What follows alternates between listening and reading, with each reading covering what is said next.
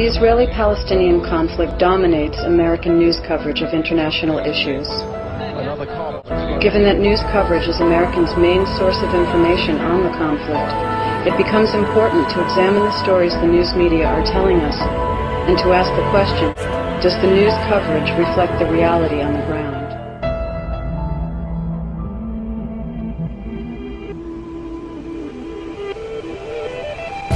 One form of this fabricated disagreement is the efforts to mystify the conflict, to envelop it in this ideological cloud, and to pretend that it simply can't be understood unless you have some grasp or an equivalent grasp of rocket science or particle physics. This is a very difficult conflict to understand. It goes back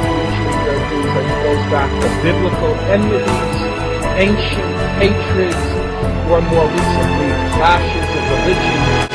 This rabbi lived in the old city of Jerusalem before 1948. He'll tell you how he lived and coexisted with all the Arab neighbors, how they laid beside each other.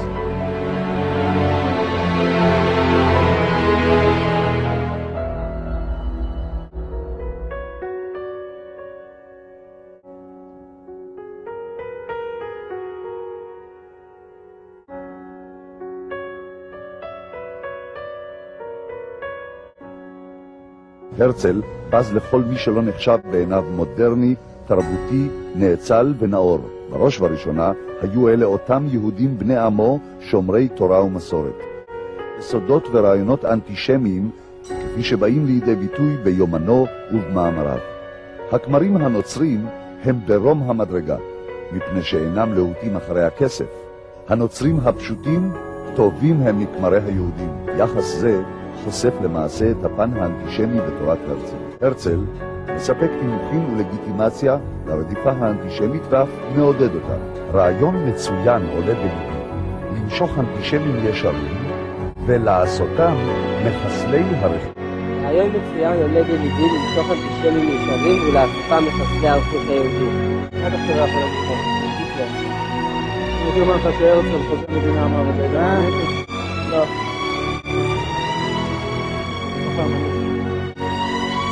חבל, אז הרצל היה אנטישמי. חבל, אז הרצל היה אנטישמי. חבל, אז הרצל היה אנטישמי. חבל, אז הרצל היה אנטישמי.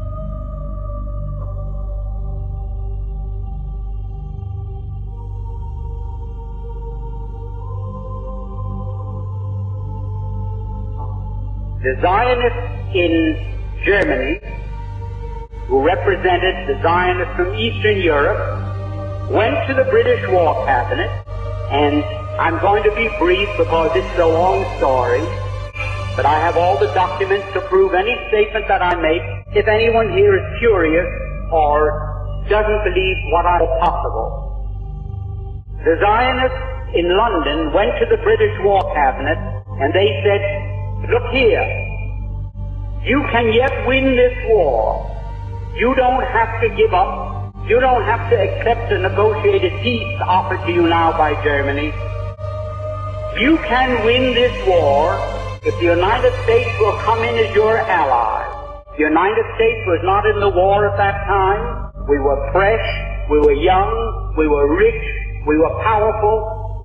And they told England, we will guarantee to bring the United States into the war as your ally, to fight with you on your side, if you will promise us Palestine after you win the war. In other words, they made this deal. We will get the United States into this war as your ally. The price you must pay us is Palestine after you have won the war and defeated Germany, Austria-Hungary, and Turkey.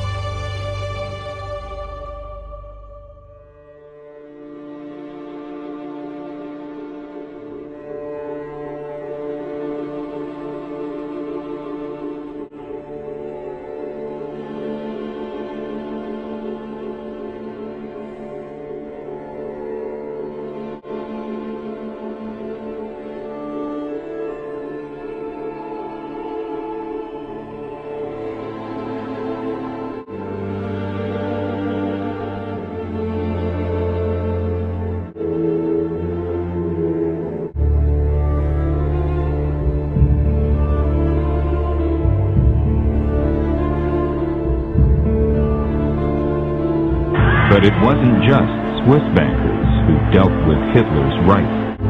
While war raged, there were British and American bankers who continued to do business with the Nazis. The BIS channeled investments from the Allied powers into Germany for the expansion of her economy.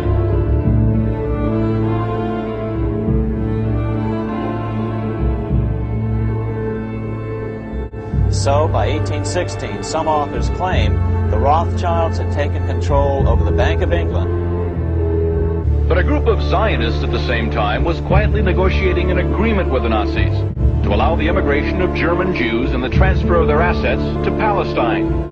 That deal, reported in August 1933, was the transfer agreement.